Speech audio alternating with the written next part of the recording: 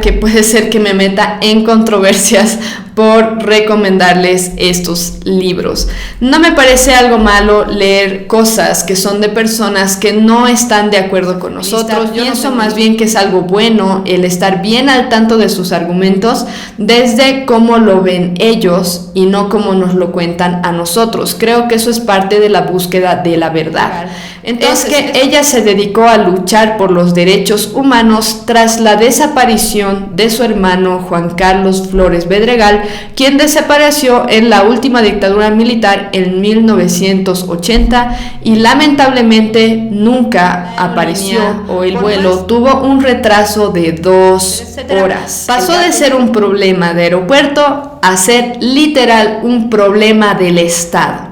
Resulta que ahora Edgar Montaño está buscando al gato, Jorge Silva está buscando al gato, solamente falta que Luis Arce se pronuncie respecto al tema. Hoy vamos a hablar sobre 10 libros que deberías leer en 2023 y también vamos a hablar sobre el famoso y problemático gato Tito, que fue extraviado por la aerolínea BOA hace más de un mes. Este episodio llega a ustedes con el patrocinio de Sis Bakery. Si no me conoces, mi nombre es Andrea Guachaya y esto es Una Voz Conservadora en medio del caos.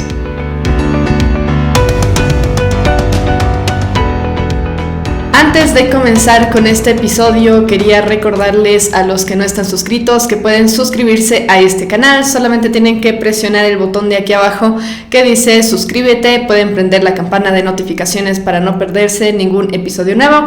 Por otro lado, me ayudan mucho si le dan like a este video porque ayuda mucho con el algoritmo, así que gracias por ello. Hoy día vamos a hablar sobre un tema que me parece muy importante. La semana pasada, o bueno, hace 2 semanas, el último episodio que publiqué fue igual acerca de libros, pero en la anterior ocasión hablé sobre los mejores libros que yo leí durante el año 2022, a modo de recomendarlos y darles como un breve resumen de qué trata cada uno de los libros y qué me han parecido. Fueron solamente 4 libros los que comenté, que son los que me parecieron más interesantes y más relevantes. Para este año lo que yo quisiera es igual recomendarles varios libros que pienso que sería muy bueno que ustedes leyeran si es que tienen la posibilidad de conseguirlos. Muchos de estos los van a poder conseguir en Kindle, los pueden conseguir en alguna librería, o sea, no es muy difícil encontrarlos. Así que les voy a dar un breve resumen. En sí, lo que les había comentado la semana, o bueno, el último episodio, es que es muy importante leer, precisamente porque estamos en búsqueda de la verdad, intentando contrastar información con lo que escuchamos en las noticias y demás, y no es suficiente sacar la información que tenemos de los periódicos, mucho menos de los memes. Creo que he escuchado alguna vez a personas como que decir, vi en un meme tal cosa, vi en un reel tal otra cosa. No es suficiente la información que obtenemos en este tipo de medios. Necesitamos profundizar el conocimiento que tenemos acerca de las cosas. Eso es muy importante. Lo que sí quiero recalcar es que si bien yo les voy a dar una lista de 10 libros, en esta lista de libros no estoy incluyendo la Biblia, porque yo asumo que todos ustedes, en especial los que son cristianos, que están viendo este canal, ustedes ya tienen un hábito formado de leer la Biblia, de hacer sus devocionales. Yo generalmente, y les voy a mostrar justo ahorita tengo esto, yo generalmente leo la Biblia todos los días excepto el domingo. El domingo voy a la iglesia, entonces bueno, no le veo necesario, digamos, hacer como un devocional personal, aparte de las 3-4 prédicas que escuchamos los domingos en mi iglesia. Bueno, en sí 3 prédicas. Entonces lo que yo hago es leer la Biblia de lunes a sábado. Obviamente no soy perfecta, no es que lo leo todos los días, a veces justo no tengo tiempo o alguna cosa, pero sí intento sí o sí mantener mi lectura de la Biblia fija todos los días en la mañana después de estudiar, después de desayunar. Lo que generalmente hago es estudiar un libro de la Biblia. Ahora, por ejemplo, estoy estudiando Proverbios, recién llegué a ese libro, y también leo un artículo de Table Talk, que es una revista que tiene Ligonier Ministries. Muchos de ustedes conocen Ligonier. Leo la Biblia, lo que me toca, un tiempo de oración y todo eso, y aparte leo un artículo de estos que me ayuda a ver ya un tema más en específico. Lo que yo estoy ahora haciendo es simplemente leer la Biblia de principio a fin. He empezado el año pasado leyendo Génesis y recién estoy en Proverbios. He empezado el año terminando Salmos, empezando Proverbios, y no sé si llegue a terminar realmente a leer hasta Apocalipsis, digamos, este año. Leo entre 3, 4, 5 capítulos, dependiendo cuánto tiempo tengo, pero de nuevo, o sea, mi énfasis con esto mi intención con esto es animarlos a que no descuiden la lectura de la Biblia. Todo lo demás que lean, pueden no leer nada si no quieren leer, pero lean sus Biblias. Todo lo demás es bueno que ustedes quieran leer y todo eso, pero hay que tener las prioridades bien puestas. Así que sí quería comentar eso antes de empezar a darles la lista. Ahora, lo que quisiera mencionar un poco, tal vez les sirve a alguien para estructurar un poco sus hábitos de lectura. Yo me acuerdo que en algún momento, cuando todavía no leía mucho, no tenía mucho el hábito de leer especialmente libros de teología. Yo leía más libros de ciencia, novelas, tal vez un poco de historia o cosas así, pero no tenía mucho el hábito de leer teología. Y me acuerdo que alguna vez le pregunté a mi hermano ¿cómo me recomiendas tú que organice mi lectura? O sea, quiero tener ya una lista o planificar qué leer cada mes o algo así. Y me acuerdo que él me dijo, lee lo que tengas, literal, lo que sea que encuentres, lee eso. Entonces yo recuerdo que yo empecé así, pero a este punto he intentado, porque ya he logrado formar ese hábito de lectura de cada mes leer por lo menos un libro, si es que puedo 2. Mi objetivo de este año es leer 2 libros por mes, es decir, 24 durante todo el año. Vamos a ver si lo logro. Pero me acuerdo que él me decía eso, lee lo que tú encuentres. Entonces yo, ya habiendo formado ese hábito de lectura, de sí o sí leer algo todos los meses, ahora sí me doy un poco la libertad de organizarlo por semestres. Entonces les explico de nuevo por si a alguien le sirve. Yo todos los meses leo sí o sí un libro de teología, puede ser largo, corto o súper corto, porque hay algunos que son de 20, 30 páginas. Sí o sí leo un libro de teología. Los temas que les voy a mostrar, hoy día hay algunas recomendaciones de libros de teología que les voy a dar el día de hoy, pero son al azar. Realmente no tengo, en cuanto a los libros de teología, no tengo un orden, no tengo una estructura específica, digamos, como que estoy leyendo este año todo de C.S. Lewis o de John Owen o alguna cosa así, no, en absoluto. Así que les voy a dar simplemente algunos que me han llamado más la atención, que ya quería leer hace tiempo. Y por otro lado, lo que hago es leer un libro cada mes, aparte de un libro de teología, un libro acerca de cualquier otra cosa, historia, política, alguna novela o lo que sea. Entonces, el primer semestre lo que yo he hecho es organizar 6 libros que voy a leer, que son de autores bolivianos o acerca de cosas relacionadas con Bolivia. Les voy a recomendar 2 de ellos en esta lista.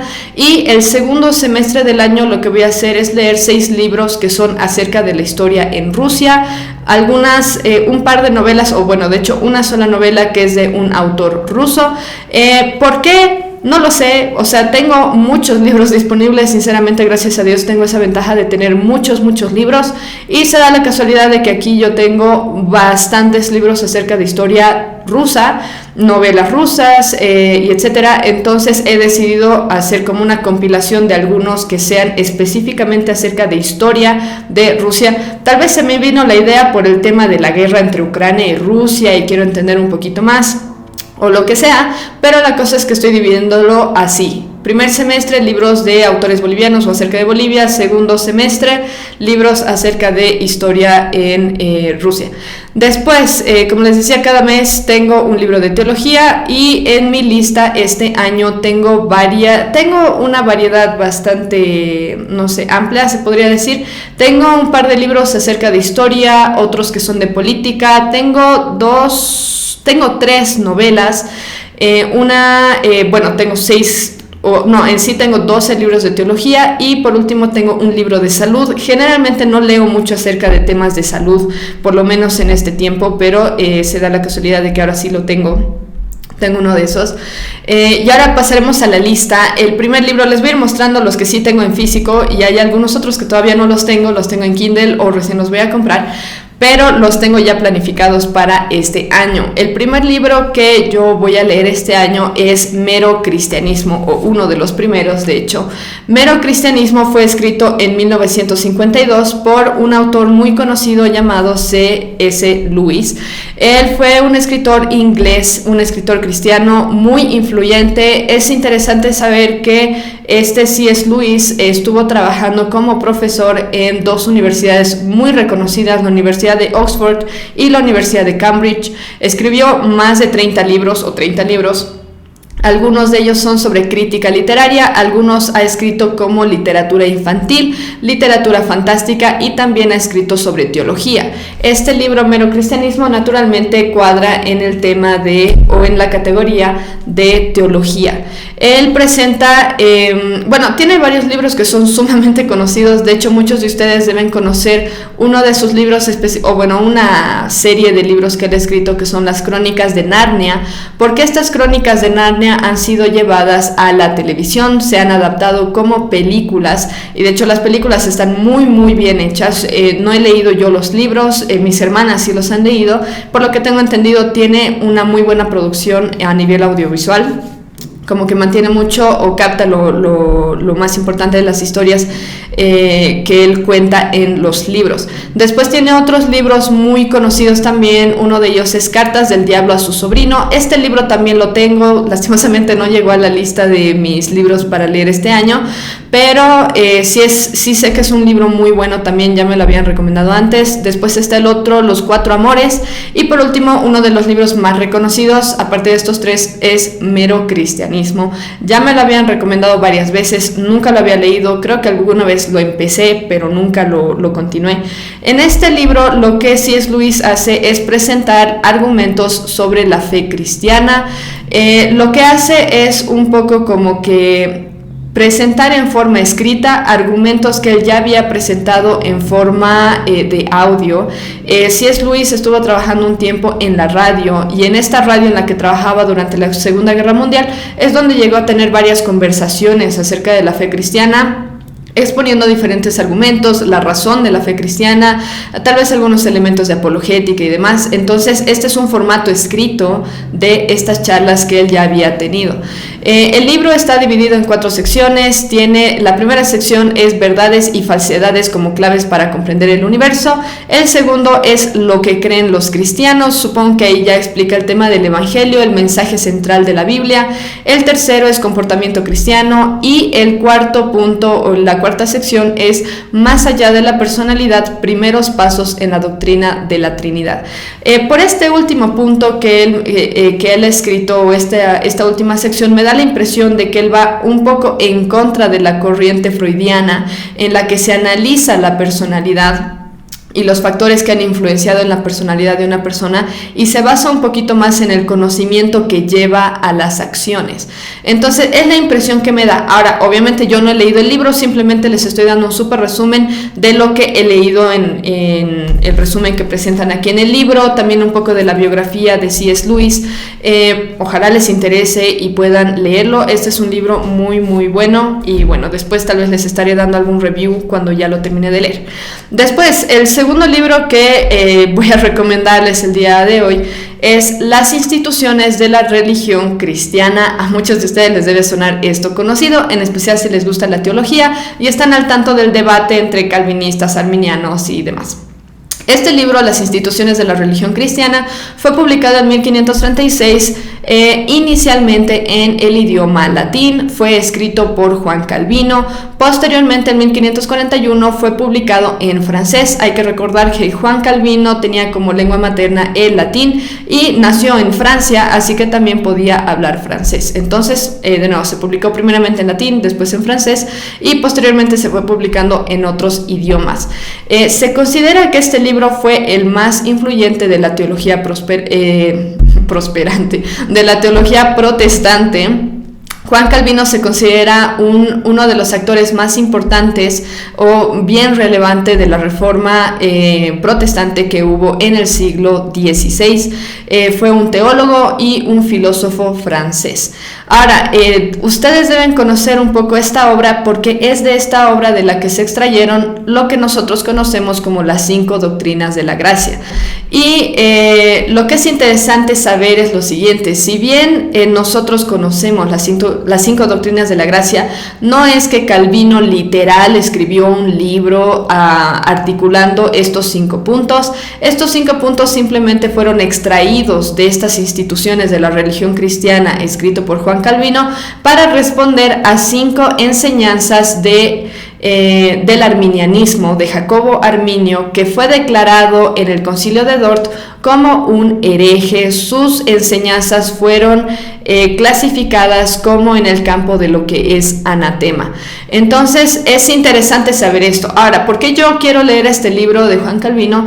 Porque yo entiendo que los 5 puntos o las 5 doctrinas de la gracia no fueron escritos o sistematizados o estructurados por Juan Calvino como tal. Lo que yo quiero es leer de primera mano qué es lo que enseñaba Juan Calvino, que es un personaje tan controversial.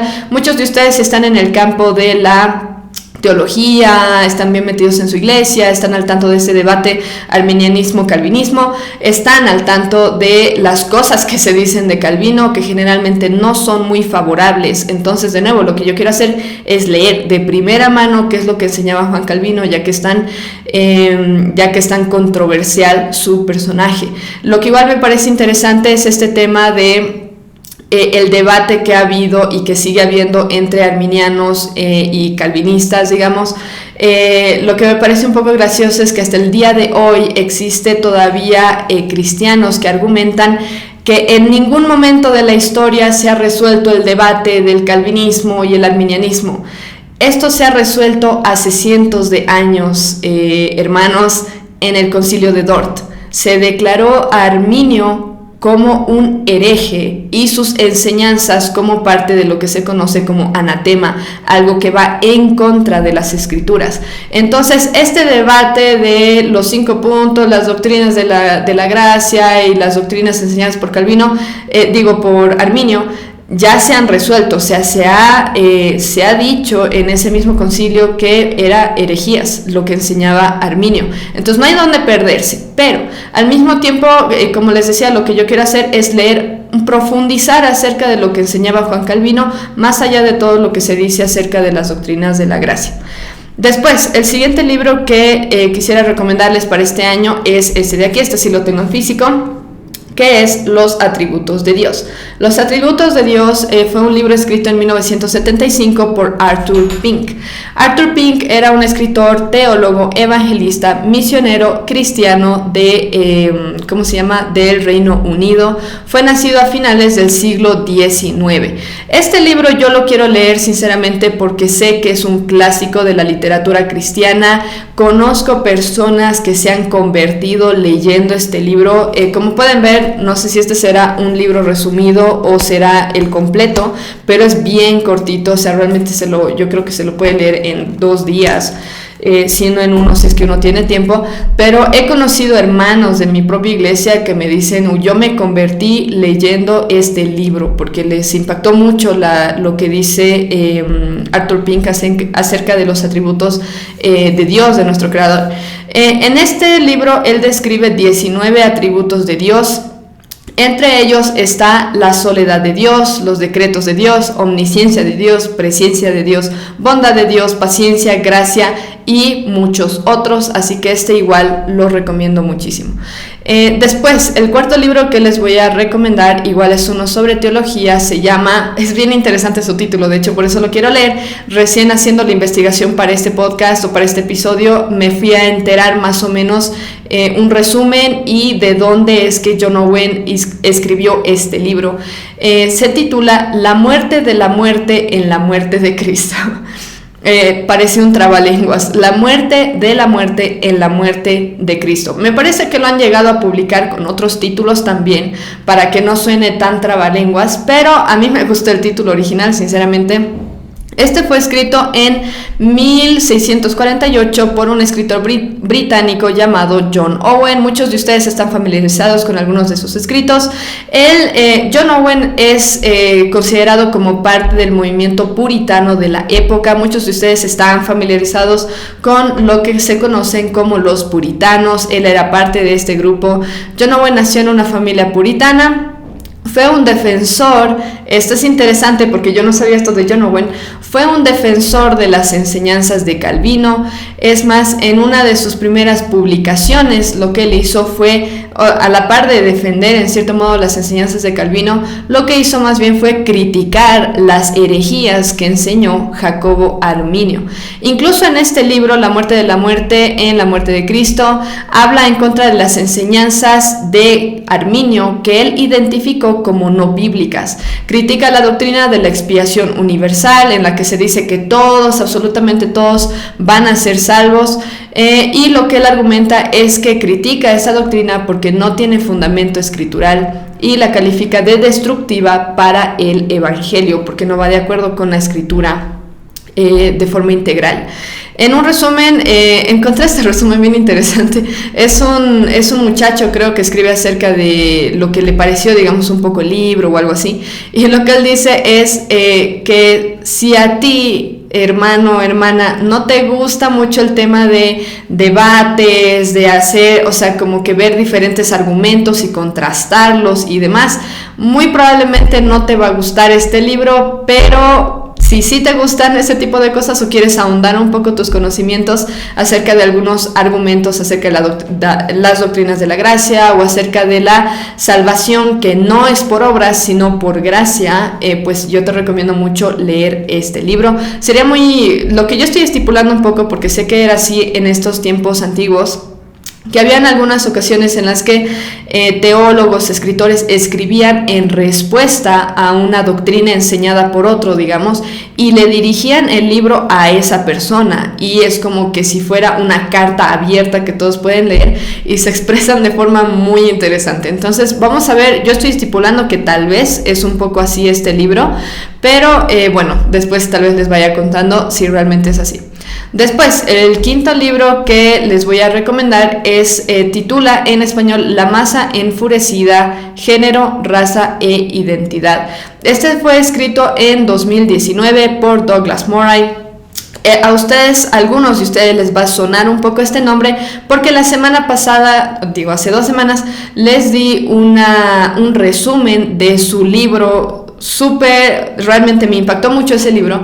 Es La extraña muerte de Europa. Yo di un resumen acerca de ese libro que había leído ya antes, y de hecho ese lo publicó en 2017. Después de haber publicado ese libro, publicó La masa enfurecida, género, raza e identidad, que habla de la manipulación de las masas. Douglas Murray es un escritor inglés, tiene 43 años. Solamente menciono su edad porque yo pensé que era mucho mayor con lo erudito que es.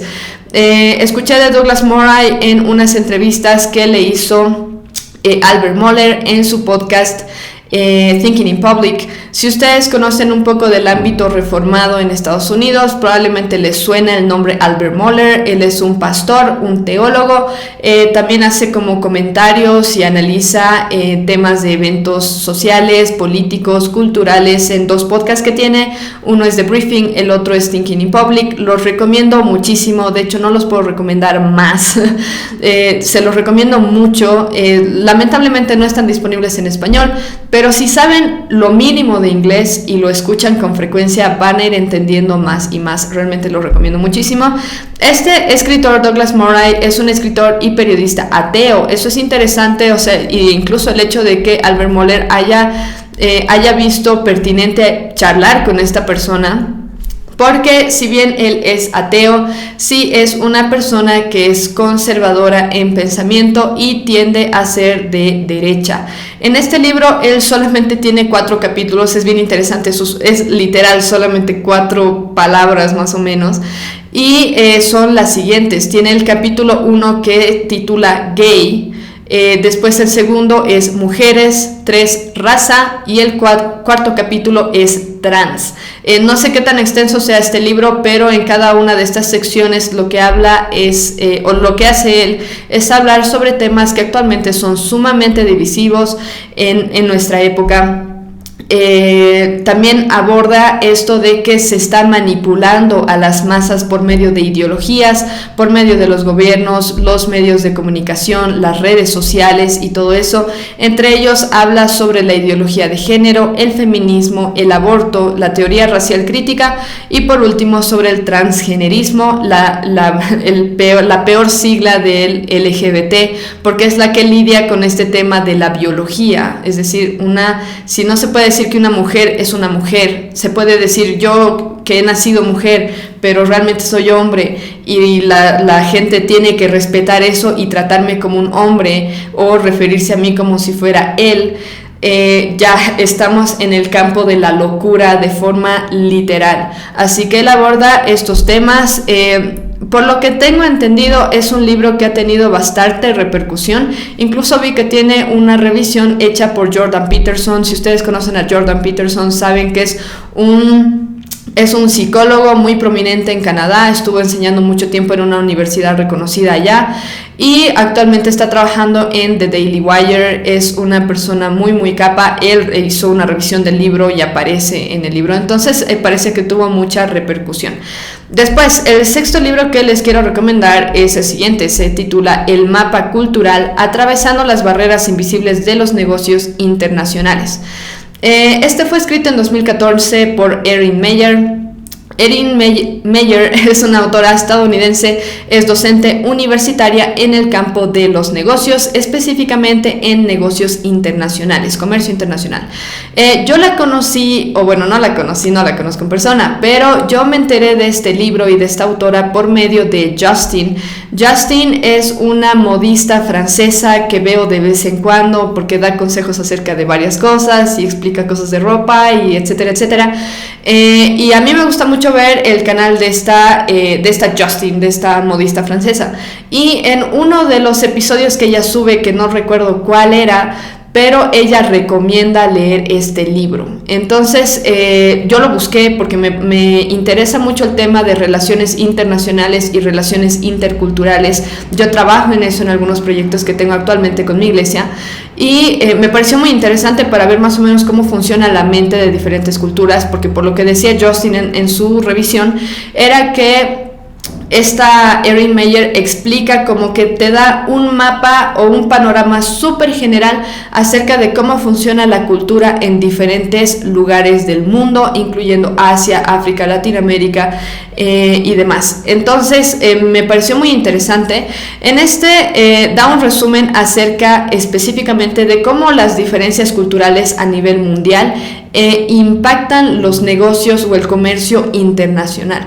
Es obviamente muy importante, creo, conocer de estas cosas cuando uno está trabajando en relaciones internacionales e interculturales, o si simplemente te interesa saber cómo funciona el mundo en general y cuán diferentes somos nosotros de gente que está muy lejos. Así que yo lo recomiendo mucho por eso. También aborda un poco el tema de qué es aceptable, qué no es aceptable a nivel de diferentes culturas, cuáles son las mejores maneras de comunicarse con diferentes personas y eso. Después, aquí nos vamos un poquito al tema de, tengo un libro que quiero recomendarles de los que voy a leer acerca de Rusia. Uno de ellos, es el único que les voy a recomendar acerca de Rusia, de historia rusa, es El alma de Rusia. Este fue escrito alrededor de 1945 por Helen Izvolsky, de hecho se los voy a mostrar, por Helen Izvolsky. Helen Izvolsky nació en Alemania en 1896. Su padre era un diplomático ruso, su madre era una noble alemana y murió en Estados Unidos en 1975. Helen Izvolsky, por su contexto familiar, si bien ella nació específicamente en Alemania, se consideraba una noble rusa, fue una refugiada política anticomunista. Yo sinceramente, simplemente por el hecho de que el libro lo escribió una mujer, Pensé como que, tal vez tiende un cachín hacia el feminismo o alguna cosita así, pero resulta que no. Esta mujer era anticomunista, no estaba de acuerdo con lo que se había estado haciendo en la Unión Soviética, la persiguieron, por tanto se tuvo que refugiar en diferentes países hasta llegar a Estados Unidos. Era una escritora, traductora y periodista. Fue criada en una familia religiosa ortodoxa y en algún momento de su vida se hizo monja. Su libro inicialmente yo cuando lo vi, porque lo que dice literalmente el resumen es que es una síntesis histórica, pero leyendo un poco el resumen, si bien se trata sobre la historia de Rusia, cómo empezó el país y cómo estaba hasta ese punto en 1945, realmente también le da un énfasis acerca del estado religioso del país, del estado espiritual de Rusia, cómo influyó la Iglesia católica y la Iglesia ortodoxa en el campo de la política. Eso es lo que yo entiendo de lo que se trata este libro, entonces también lo recomiendo. Yo pienso que lo pueden encontrar, no sé si en alguna librería, pero más probablemente, no sé si han visto, en especial mis compatriotas, los que viven en La Paz, probablemente han visto que hay a veces personas que venden libros usados, que bueno, se ven básicamente como o sea, bien amarillitos, medio deshojados o no sé. No sé si han visto ustedes que venden de estos en las plazas, a veces hay ferias donde hay libros usados, con mucha frecuencia van a poder encontrar este tipo de libros ahí, y la verdad es que es súper lindo tener unos que ustedes saben que han sido publicados hace 60, 70 años, 80 años y que todavía tienen las cualidades de un libro, o sea, antiguito, las hojitas gruesas y no una producción en masa. A mí sinceramente me gusta mucho eso. Después, el siguiente libro que les voy a recomendar es uno que se ve súper interesante. Yo pienso que voy a aprender mucho de historia con este también. Es El deber y la gloria. El deber y la gloria fue publicado en 1964 por un señor llamado Alan Nevins. Este libro fue publicado un año después del asesinato del presidente John F. Kennedy de Estados Unidos. Como ustedes saben, John F. Kennedy fue un presidente que fue asesinado en los Estados Unidos en 1963, el 22 de noviembre. Esta historia fue un boom literal en todo el mundo porque fue sumamente raro que un presidente fuera asesinado, si no me equivoco fue en un auto, en una limusina o algo por el estilo, que lo estaban transportando y alguien le disparó. Entonces, en este libro que publican un año después de su muerte, lo que hacen es compilar diferentes discursos, declaraciones y conferencias de prensa del fallecido presidente en sus últimos 2 años de vida. Muestra obviamente el libro un poco el dolor que sienten ellos de que haya fallecido, de que haya muerto de una forma tan trágica y tan repentina ese 22 de noviembre de 1963, y este libro como tal se considera una pieza documental. También se le llama, así le llaman ahí dentro del libro, el testamento político de John F. Kennedy. El prólogo fue escrito por el expresidente Lyndon B. Johnson, que trabajó como el vicepresidente de John F. Kennedy. Entonces lo recomiendo mucho. No sé exactamente qué tenor tendrá el libro, sí sé que es ese compilado, como les digo, pero de nuevo estamos aquí para descubrir de qué exactamente se trata el libro. Entonces lo recomiendo si es que logran encontrarlo.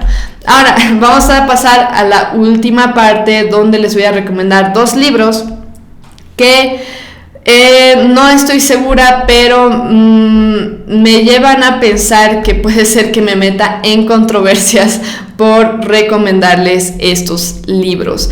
No me parece algo malo leer cosas que son de personas que no están de acuerdo con nosotros. Yo no tengo ningún problema con leer, no sé, Mein Kampf de Hitler, Mi lucha, o leer algún libro de algún activista transgénero o algún activista feminista. Pienso más bien que es algo bueno el estar bien al tanto de sus argumentos desde cómo lo ven ellos y no como nos lo cuentan a nosotros. Creo que eso es parte de la búsqueda de la verdad. Entonces, estos 2 libros son de 2 personas con las que no necesariamente... No 2 personas. Uno de ellos es de una persona que se cataloga ella misma como socialista, como como feminista también. Hay algunas cosas en las que puede ser que tengamos algún acuerdo, pero sí es alguien que viene de ese trasfondo ideológico. Este libro, les voy a mostrar este de acá. Voy a leer este libro de aquí y lo recomiendo. Es una novela boliviana titulada País sin fin.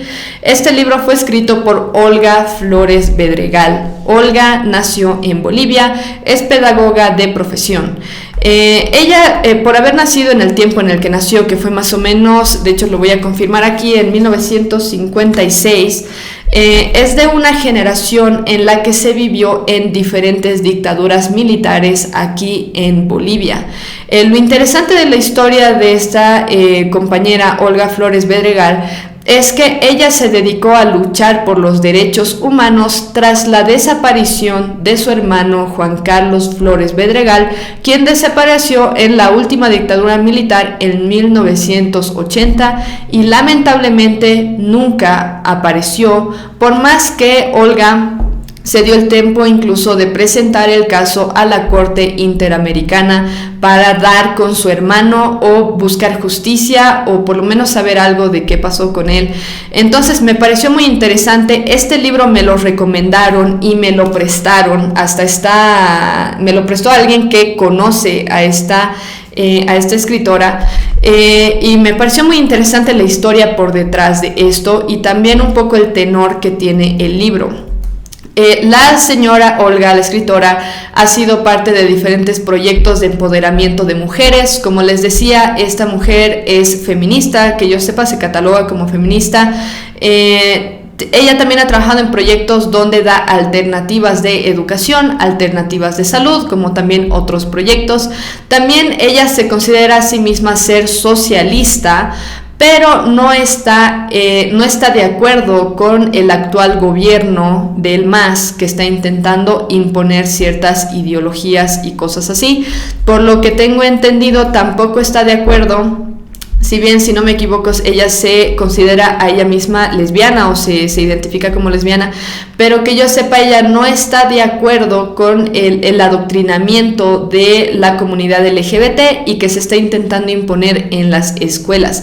Entonces, yo sé que puede ser un poco controversial para algunos que esté recomendando este libro, pero de nuevo les recomiendo lo siguiente: hay que conocer los argumentos del otro lado. En el caso de Olga, si bien es feminista, socialista y en cierto grado tiene algo que ver con la comunidad LGBT, no está así de acuerdo con el tema de la dictadura socialista aquí en Bolivia, cómo se están haciendo las cosas, el adoctrinamiento LGBT y demás. Entonces pueden considerar eso. Yo lo voy a leer por curiosidad, por un lado; por otro lado, porque me lo han recomendado mucho, porque parece que su propuesta es interesante. Este libro realmente es una novela, no es un recuento de datos o una crítica así muy directa, digamos, acerca de política, sino más como una crítica indirecta, pareciera. En esta novela explora cómo un niño vería los sucesos que están tomando lugar en Bolivia en el ámbito político y social. Los niños, por lo que ella argumenta en el resumen del libro, no tienen prejuicios. Entonces esa es una de las de lo que haría interesante el libro, digamos, cómo ve un niño las cosas que están pasando a su alrededor en relación a todo esto. Y yo estipulo, me parece que es lo que me han comentado, que es una crítica al adoctrinamiento de izquierda. Esto incluye el tema del comunismo, el tema de la ideología de género, y no sé si incluirá alguna que otra cosa más, tal vez el indigenismo. Eso lo voy a yo descubrir conforme voy leyendo el libro. Así que bueno, se los recomiendo. Muy probablemente lo pueden encontrar en librerías aquí en Bolivia, porque de nuevo es un libro escrito por una mujer boliviana. Después, el último libro que les voy a recomendar, que muy probablemente igual va a ser controversial para algunos de ustedes, espero que no lo tomen de la mejor forma. Este libro titula Coca y dieta cetogénica. alternativa científica ante el hambre y las enfermedades. Digo que va a ser tal vez un poco controversial porque, como ustedes saben, el gobierno ha intentado por todo lado justificar la producción masiva de hojas de coca en nuestro país. Nosotros sabemos que la coca tiene propiedades medicinales y que desde hace mucho tiempo se utiliza en especial en comunidades, en provincias, se mastica, se pichea coca y tiene ciertas propiedades que ahora voy a comentar algunas. Entonces me pareció interesante esta propuesta, este libro en el que se habla de la coca y su relación con la dieta cetogénica. Este fue publicado en 2015 por dos doctores, por dos científicos, Kunihiro Seki y Yoshito Nishi. Como se dan cuenta, Kunihiro y Yoshito no son bolivianos, o por lo que tengo entendido no lo son. He intentado encontrar información acerca de estos dos autores, no he encontrado más que los libros que han publicado, pero bueno, se sabe que son de origen o por lo menos de contexto japonés. Ellos dos publicaron varios libros acerca de la nutrición específicamente. Tienen 2 libros de la coca que yo tenga entendido. Este es uno de ellos. Me lo dio de hecho un compañero de un instituto de investigación en el que trabajaba antes. Este libro es interesante. Lo que hacen ellos es... Sí hablan de nutrición y de salud y todo eso, pero también al final de su libro hablan un poco acerca de políticas públicas y también acerca de la entrometición de la ONU en este tema de la coca. El libro critica el hecho de que en 1961 las Naciones Unidas hayan clasificado la coca, la hoja de coca, como una droga narcótica. En este argumentan que la coca tiene propiedades medicinales, lo cual es cierto, eso tiene evidencias, y que puede contribuir a eliminar la adicción a los carbohidratos y coadyuvar a una dieta cetogénica. Eso es de lo que se trata el libro. Después, la dieta cetogénica, para los que no conocen qué es, aunque yo creo que muchos de ustedes conocen, la dieta cetogénica es una dieta en la que se basa en el consumo de proteínas y grasas y eliminar el consumo de carbohidratos. En este se consume principalmente huevo, carne de res, mantequilla, también se puede incluir cositas como palta. Me parece que las frutas ya no entran mucho, digamos, en esta categoría, si bien yo he visto que alguna gente que sigue una dieta cetogénica come todavía tomate, se come también mucha palta por esa fuente de grasas saludables. Entonces eso es algo muy interesante. Yo personalmente sigo una dieta que tiende a ser cetogénica, así como carbohidratos de vez en cuando, pero realmente mi base nutricional son proteínas y grasas. Entonces me pareció interesante como para ahondar yo personalmente un poco en este tema y tal vez implementar algunas cosas en mi propia dieta. Ahora, no estoy diciendo que de aquí en adelante voy a empezar a pichar coca, si bien sé que tiene ciertas propiedades que son buenas para la salud. Yo personalmente no le encuentro mucho gusto a eso. Tampoco me gusta mucho tomar mate de coca porque siento que tiene un sabor muy extraño, pero sí me pareció una propuesta muy interesante por parte de Kunihiro y Yoshito, y también porque ellos intentan un poco separar este tema de que se vea la coca como si fuera literal droga, cuando realmente se necesita una tonelada de coca para producir una cantidad ínfima de cocaína. Ese es el conflicto que ellos ven, y que se está descartando a la coca simplemente por el hecho de que se puede extraer cierto compuesto que es narcótico. Entonces, bueno, esas son mis dos recomendaciones controversiales que espero que de todos modos ustedes las tomen en cuenta. De nuevo, no por el hecho de leer un libro significa que ustedes apoyan todo lo que está en el libro. Simplemente a mí me parece muy importante y bueno informarse por ambos lados, no solamente escuchar críticas respecto a algunas cosas, sino leer tal cual lo que enseñan esas personas. Por eso es que yo leo cuando voy a criticar cosas feministas. No me contento con simplemente escuchar críticas al respecto, sino que yo busco información de primera mano de las personas que son feministas y que tienen argumentos feministas, y quiero analizar cuáles son y después contrastarlo con datos estadísticos y demás. Entonces me parece muy importante. Espero haberlos animado a leer alguno de estos libros. Por favor, si han leído alguno de estos, pueden ponerlo en los comentarios, denme un resumen si les ha gustado, no les ha gustado, por qué sí, por qué no. También si ustedes ya tienen algunos libros planeados para este año, igual me lo pueden poner en los comentarios para que los demás también lean y puedan considerar tal vez leer alguno de estos libros. Ahora, nos vamos a pasar a hablar de un tema realmente súper ridículo, sinceramente. Es el tema del extravío del gato Tito, que ha generado un revuelo a nivel estatal aquí en Bolivia. Pero primero quiero comentarles algo sobre el sponsor del día, que es Sis Bakery. Sis Bakery es una pastelería que ofrece postres artesanales y originales. Cada uno de ellos es diseñado con mucho cuidado y perfeccionado hasta tener realmente una consistencias muy interesantes, muy agradables al paladar. Su lema es en familia, porque el negocio está siendo dirigido por 3 hermanas que disfrutan mucho de poder crear este tipo de productos. Si ustedes los ven aquí en pantalla, van a ver que muchos de ellos tienen la característica de parecer literal obras de arte, pero bueno, no son obras de arte, se comen y de hecho da pena comerlos a veces porque hay que destruirlo.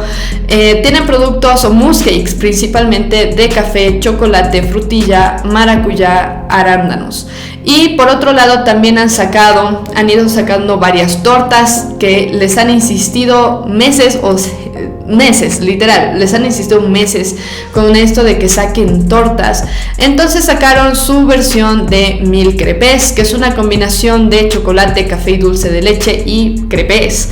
Después tienen su cheesecake de oro y arándanos, que literalmente parece una Oreo gigante. Y por último han empezado a sacar tortas que ellas preparan a pedido. Esta que están viendo ustedes en pantalla es una torta que han hecho para un cumpleaños. Lo han hecho a pedido dependiendo de las preferencias del consumidor. Están súper buenas. No solamente se ven súper bien y son hechas a pedido, o sea, como ustedes quieran, con el diseño que quieran, con el tema que quieran, sino que son muy, muy ricas. Tienen una página en Facebook e Instagram. Se los voy a dejar en los links de la descripción. También les voy a dejar links al catálogo y algunas y también un link para que puedan contactarlas por WhatsApp. Solamente hacen pedidos a nivel de La Paz, porque su negocio tiene base aquí en la ciudad de La Paz. Ahora sí, vámonos a hablar de este tema, el gato Tito.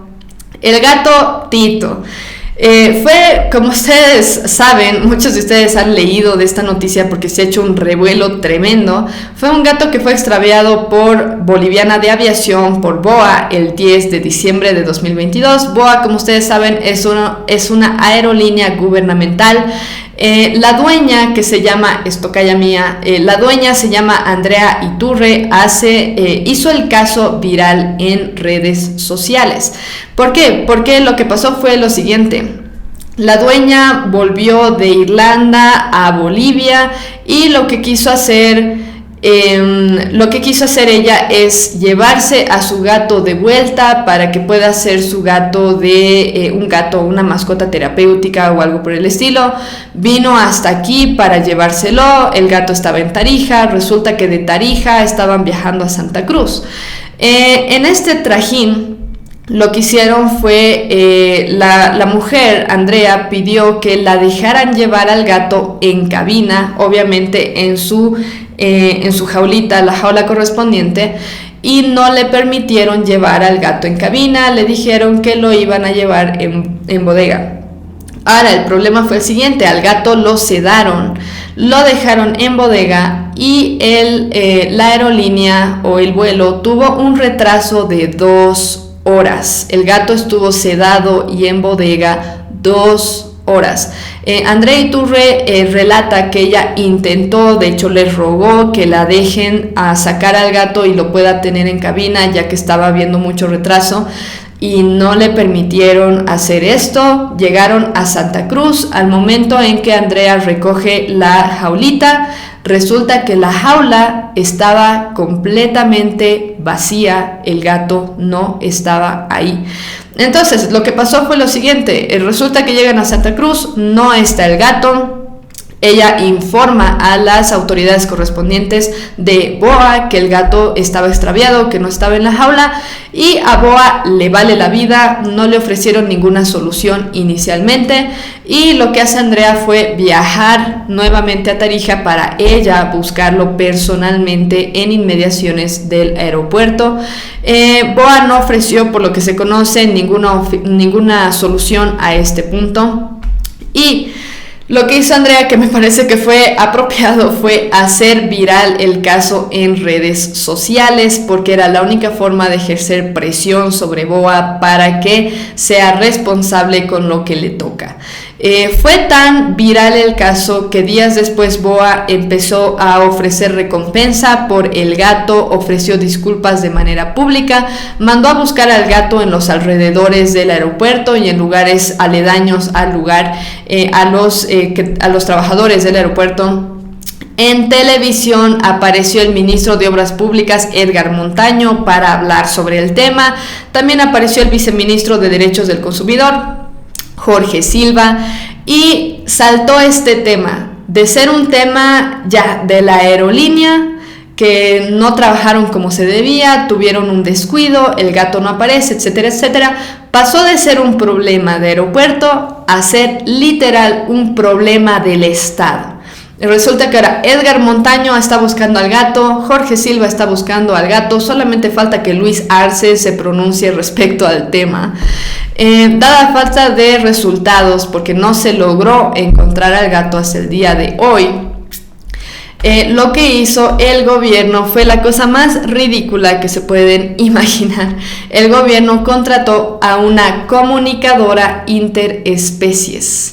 En una nota de Herbol nos describe lo siguiente, lo que dijo el viceministro de Defensa al Consumidor. Perdón, hace un rato dije viceministro de Derechos del Consumidor, es de Defensa del Consumidor. Lo que nos dice Jorge Silva fue lo siguiente, esta es una nota de Herbol. Como Ministerio de Justicia, apoyando este tema, hemos contratado una comunicadora interespecies, que solamente había habido dos, una en Argentina y otra en Bolivia, dijo el viceministro de Defensa del Consumidor, Jorge Silva. La autoridad afirmó que la mujer contratada tiene comunicación con los perros y los gatos. Dijo que se han agotado todas las instancias en la búsqueda del gato Tito y que indagando en internet llegaron a encontrar a esta profesional entre comillas. Ella mencionó que podía, a través de sus técnicas que tiene, comunicarse con Tito para saber dónde está, si está asustado o está oculto o si algo más grave ha pasado, detalló el viceministro. Como ustedes se pueden esperar, ante tal ridiculez de haber contratado una comunicadora interespecies para que se comunique, no sé, telepáticamente con el gato y ver dónde está y cómo se siente y qué sé yo, tonteras, ante tal estupidez, y perdón por la palabra porque sé que hay niños que ven este podcast, no se dice esa palabra, pero ante semejante estupidez recibieron críticas en todo lado. Pienso o espero que no haya habido persona que se haya tragado que este era un esfuerzo digno de ser hecho. Entonces, recibieron críticas por todo lado. Se me hace difícil explicar por qué es tan ridículo, pero bueno, el gobierno incurrió en esto, gastando dinero. Entonces lo que hizo Jorge Silva fue responder a estas críticas muy indignado, culpando a la gente de no ser empáticos con el pobre animal que está perdido. La crítica es hacia él y hacia el gobierno por gastar dinero en semejantes tonteras y no ser responsables con las agencias que son parte del gobierno, como en el caso de Boa. La crítica es a él, no a la dueña, ni al gato, ni a la comunicadora interespecies siquiera. La crítica es al gobierno. Lo que dijo él es lo siguiente en una nota o en una entrevista que le hizo La Razón. Las declaraciones e informe que nos ha hecho conocer esta profesional indica que Tito estaría vivo. Explicó que la profesional informó que el felino aparentemente está asustado y que no puede salir del lugar donde se encuentra, ya que habría otras mascotas como perros que lo estarían ahuyentando. Silva aseguró que la comunicadora de origen francés que reside en el país brinda gratuitamente su trabajo y que lo seguirá ofreciendo en la medida que sea necesario. Ahora, él dijo esto porque la gente se quejó de que estén gastando dinero en semejante estupidez. Ojalá me pueden decir ustedes en los comentarios si saben cómo es este tipo de cosas, pero si están gastando dinero por parte del gobierno, yo me imagino que es lo que viene de nuestros impuestos. Pero bueno, entonces para justificar la ridiculez que están haciendo y los gastos en los que están incurriendo, él se animó a decir lo siguiente para justificar o para defender el hecho de que existan profesionales comunicadores interespecies. Dice, la autoridad explicó este miércoles en el programa Piedra, Papel y Tinta de La Razón que evidentemente hay gente que estudia y se forma para prestar estos servicios. De verdad, o sea, una persona para comunicarse con gatos y perros debe haber, no sé, una universidad o algo tipo Hogwarts o algo por el estilo, para que se los pueda considerar profesionales. Bueno, el Jorge Silva dijo también lo siguiente. Lamentó la falta de empatía de las personas hacia una mascota en relación a las burlas que se generaron en las redes sociales luego de informarse del mecanismo de búsqueda de Tito. Él dijo lo siguiente: nos ha llamado la atención la burla, las críticas, dejamos este episodio en las redes, la burla contra un profesional, que quizá por la ignorancia que tenemos no sabemos que existen estos profesionales. Bueno, para comenzar no se entiende ni lo que habla Jorge Silva, pero no articula muy bien sus oraciones, pero me parece, o sea, llegaron a tal extremo de querer salvar el asunto que contrataron a una profesional y ahora nos viene él a justificar como que no, es que no sabíamos, por ignorancia no sabíamos que existen este tipo de profesionales. Le van a llamar realmente a una comunicadora interespecies, una profesional, alguien con estudios. Ahora, yo no conozco a esta persona.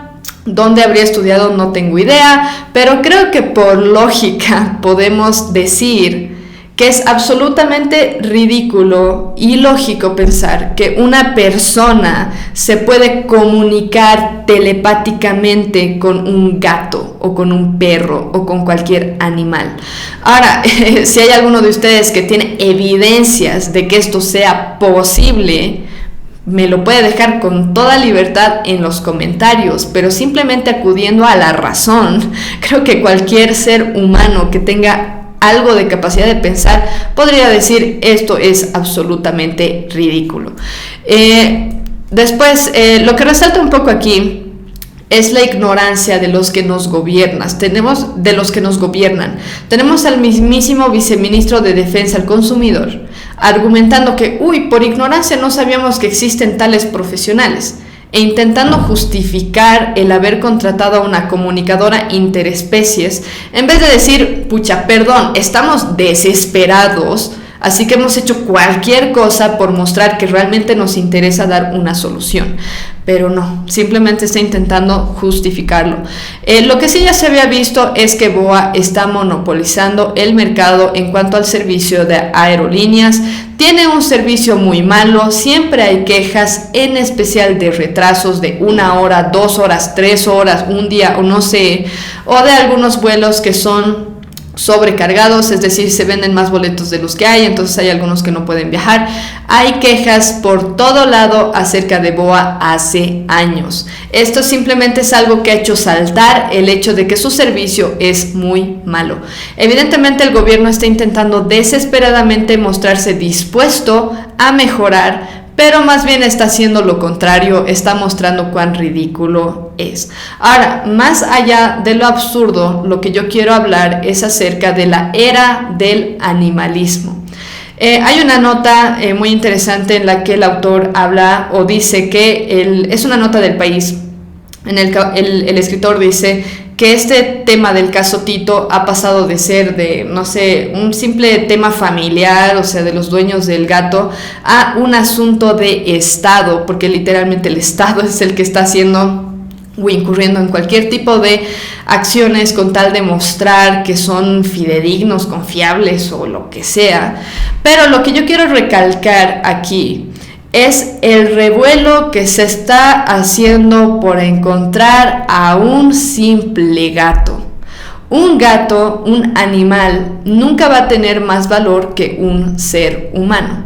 Ahora, yo no digo que Andrea Iturre sea la que está argumentando que el gato es más importante que un ser humano, no en absoluto, pero por las simples acciones que estamos viendo, estamos viendo en vivo que el gobierno le da más importancia a un gato, a un animal, que al ser humano. Les recuerdo lo siguiente: todos los días desaparecen niños en Bolivia, en diferentes ciudades. Todos los días hay trata de personas en nuestro país, incluso se conoce en qué regiones de cada ciudad. Todos los días se sabe de niños que desaparecen y de familias que están desesperadas buscándolos meses, y el gobierno no hace nada para encontrarlos.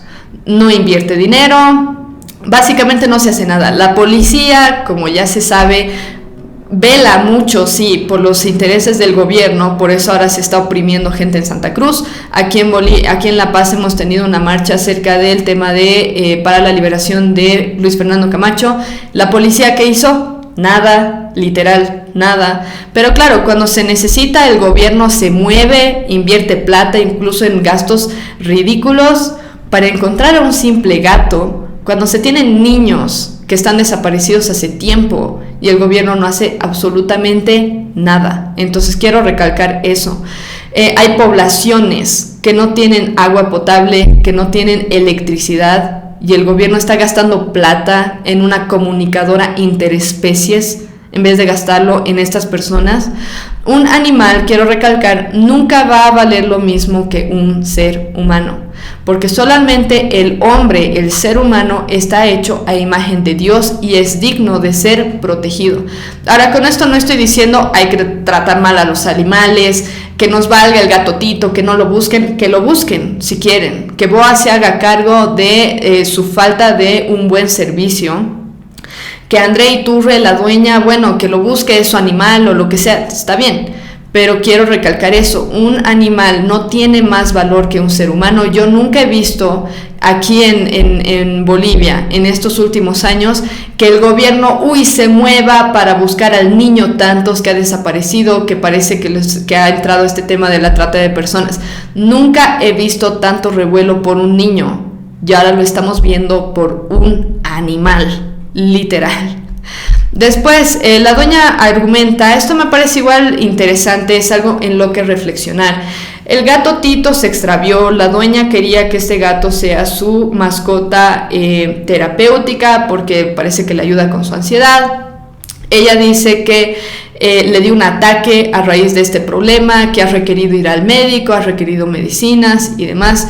Yo no conozco a esta mujer, no conozco sus condiciones, pero quiero recalcar lo siguiente: como cristianos no nos puede pasar esto. O sea, no puede ser que nosotros como cristianos, se me va a apagar la compu por eso, reaccionese, no puede ser que nosotros como cristianos, porque nos pase alguna cosita así, de que se perdió nuestro animal o de que se murió nuestro perro, estemos tan destruidos y tan desesperanzados que necesitemos ir al médico y necesitemos medicinas. ¿Por qué no nos puede pasar esto a nosotros? Porque nosotros tenemos nuestra esperanza puesta en algo más allá de nuestras circunstancias actuales. Va más allá incluso de nuestra familia misma. Nuestra esperanza debería estar puesta en Dios. Dios nos manda a no temer, a no estar ansiosos por nada, y creo que nosotros debemos recordar eso como cristianos. Ninguna de estas cosas que nos pasan no sé, en nuestra vida, ya sea que se perdió mi gato, se perdió mi perro, hay cosas más graves que esa, que se muera tu padre, que se muera tu madre, pasar por enfermedad tú mismo, que tu hermano se enferme, tener problemas económicos. Hay cosas mucho más graves, pero ni siquiera las cosas más graves deberían quitarnos el gozo, porque nuestra esperanza está puesta en Cristo, está puesta en Dios y en el hecho de que algún día nosotros vamos a encontrarnos con Él cuando muramos, y si hemos puesto nuestra fe en Cristo, vamos a pasar una eternidad con Él.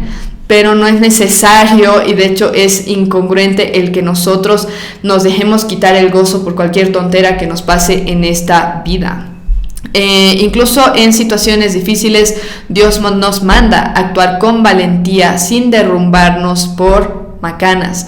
Ahora, para esta mujer que dice sufrir ansiedad, parece que le han diagnosticado ansiedad, me parece una cosa bien interesante que ahora diagnostiquen ansiedad.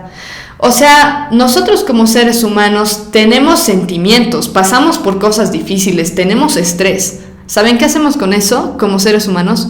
Lidiamos con eso. Decimos, bueno, estoy estresado, bueno, me ocuparé de lo que me tengo que ocupar y dejaré de pensar tanto en el futuro. Lidiamos con eso, pero estamos en un tiempo en el que todo es una enfermedad mental. ¿Estás estresado? Uy, te diagnostican, no sé, estrés crónico. Estás cansado porque tienes muchas cosas que hacer, uy, cansancio crónico. Estás un poco triste porque no se ha pasado algo o recuerdas todo el tiempo algo malo que te pasó, uy, depresión crónica. O sea, yo entiendo que tiene su lugar este tema de la psicología, la psiquiatría y demás, pero creo que es momento de dejar de ser tan introspectivos y de estar tan enfocados en nosotros mismos y empezar a enfocarnos en otros y empezar a enfocarnos en Dios. Les aseguro que eso los va a curar de enfermedades. Así que bueno, en este caso, o de enfermedades, porque para mí que diagnostiquen ansiedad a alguien es... sinceramente no sé cómo tomarlo. Así que bueno, si tienen algún comentario al respecto, porque estoy segura de que hay algunos aquí que son de los que hablan mucho o concientizan acerca de la salud mental, que hay que dejar todo lo que nos estresa, todo lo que nos da ansiedad, mejor hay que dejarlo de lado. Podemos lidiar con eso. Dios nos llama a eso. Dios nos llama a tener dominio propio. Entonces creo que aquí entra ese tema.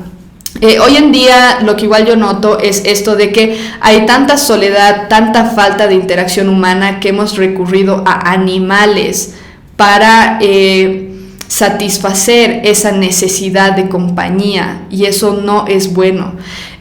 No espero que en ninguno de los casos de ustedes se encuentren consuelo en pasar tiempo con su perro o en pasar tiempo con su gato o con su tortuga o con lo que sea que tengan, sino que ustedes se encuentren consuelo principalmente estando en comunión con Dios, pero también estando en comunión con personas físicas, o sea, con personas, con su familia, con la gente de la iglesia. Hoy en día la soledad es tal que el hombre recurre a lo que sea con tal de sentirse acompañado, ya sean animales, redes sociales. Incluso por esto yo pienso que muchos varones tienen problemas con la pornografía. También buscan estar acompañados por medio de experiencias o lo que sea que llene este vacío, esta falta de compañía, esta falta de propósito. Como cristianos, nosotros no acudimos a animales, no acudimos a redes sociales, no acudimos a la pornografía o a cualquier otra cosa.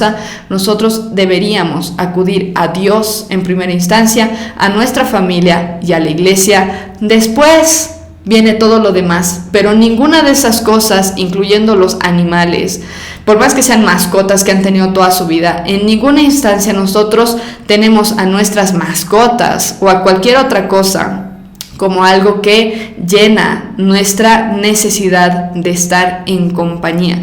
Entonces, bueno, quería hacerles reflexionar acerca de eso también, porque me parece ya, o sea, cada uno es libre de buscar a su perro, a su gato, todo lo que quiera, pero sentirse destruido por eso y deprimirse y estar ansioso, ¿realmente vale la pena? O sea, estamos hablando de un animal, no es para tanto. Por más que haya muchos aquí que llamen a sus animales hijos o cosas por el estilo, que es que es una tendencia, perdón, pero un animal no va a ser nunca lo mismo que una persona.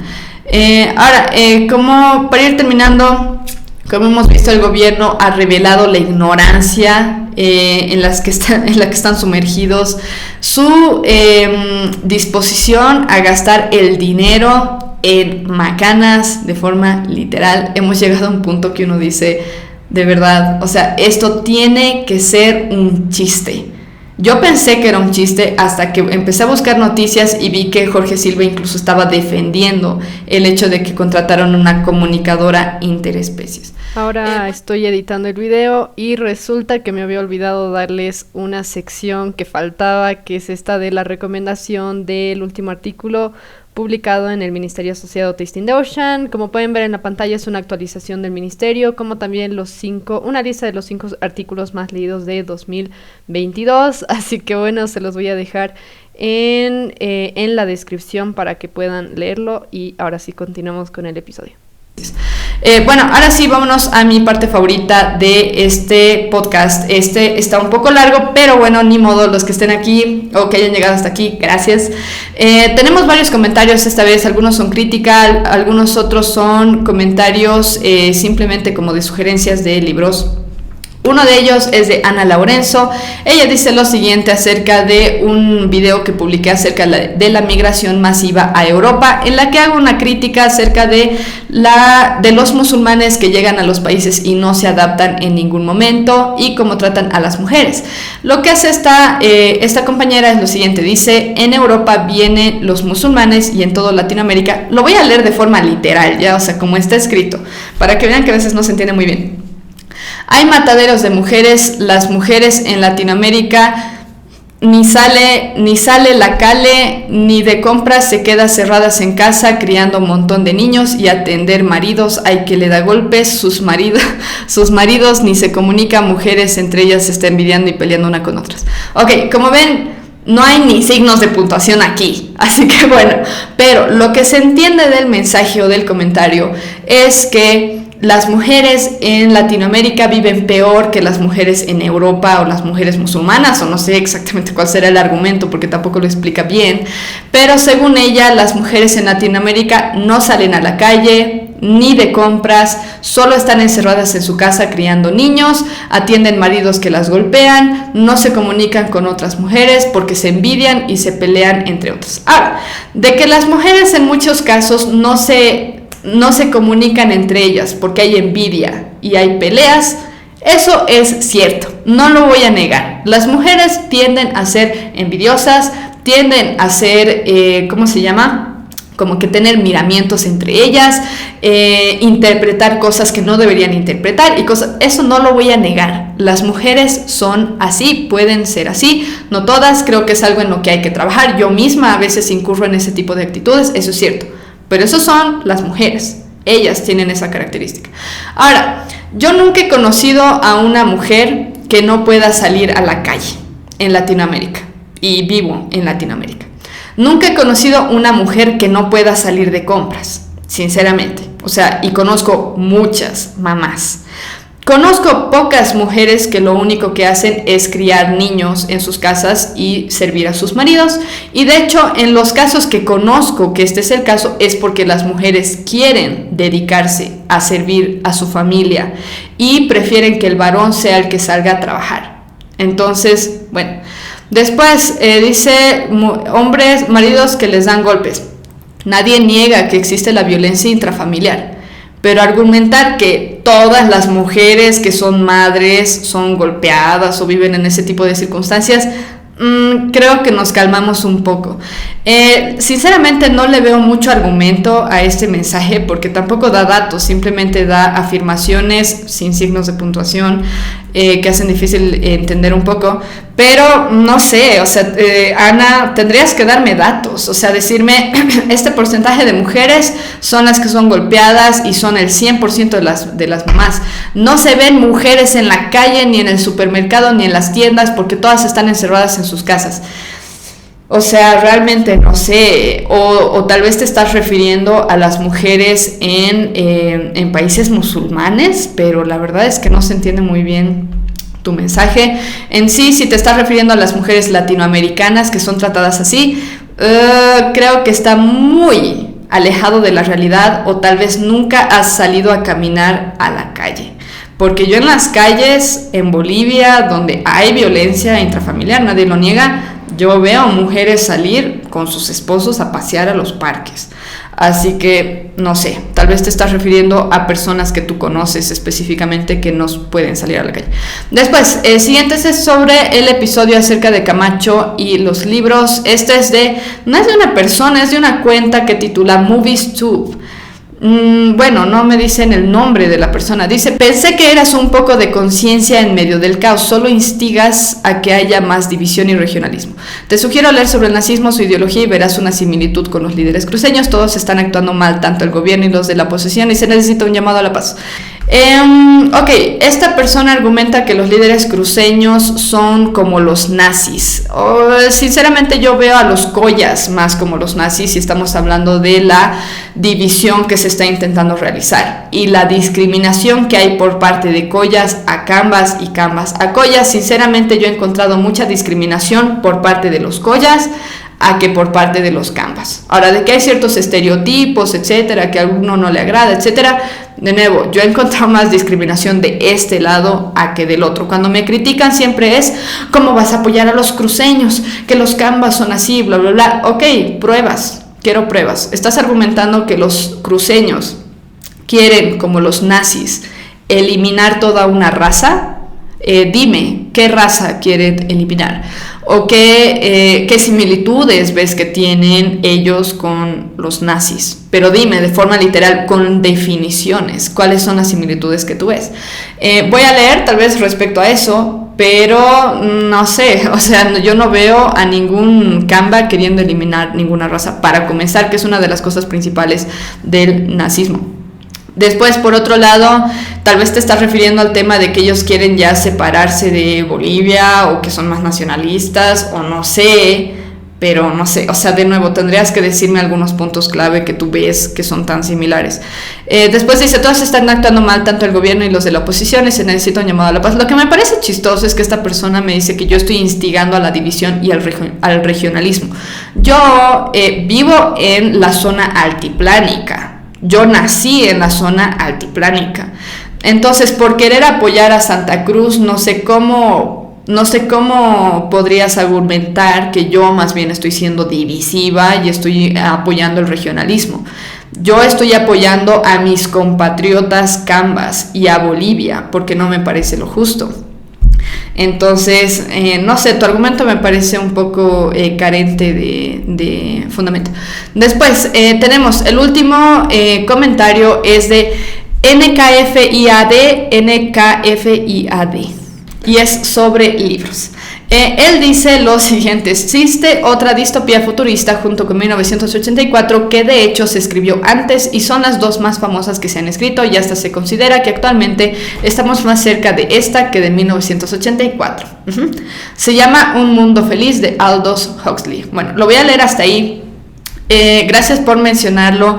De hecho, en el otro episodio que hice yo quería mencionar este tema, porque yo leí, antes de leer en 1984, hace muchos años, un amigo me regaló Un Mundo Feliz, lo leí y me parece algo muy similar a lo que estamos viviendo ahora. En Un Mundo Feliz se dice que la sociedad celebra la promiscuidad sexual. Existen diferentes categorías de personas. Tenemos los alfa, beta, gamma, delta. Los alfa son los líderes, los delta son los que sirven en las cosas más pesadas.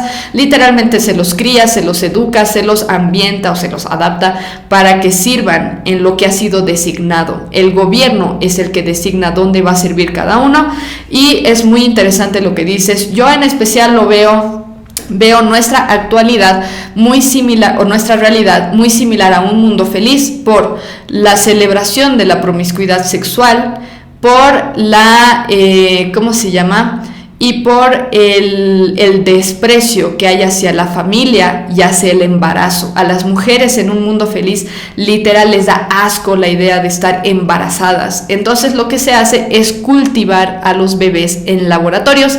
Recientemente ha salido la noticia de que hay el primer laboratorio donde se tiene un útero, un vientre o lo que sea diseñado para poder hacer crecer bebés, como que cultivar bebés. Esto está en Alemania, entonces hasta se está intentando hacer este tipo de cosas ya en nuestro mundo, en nuestra realidad ahora mismo.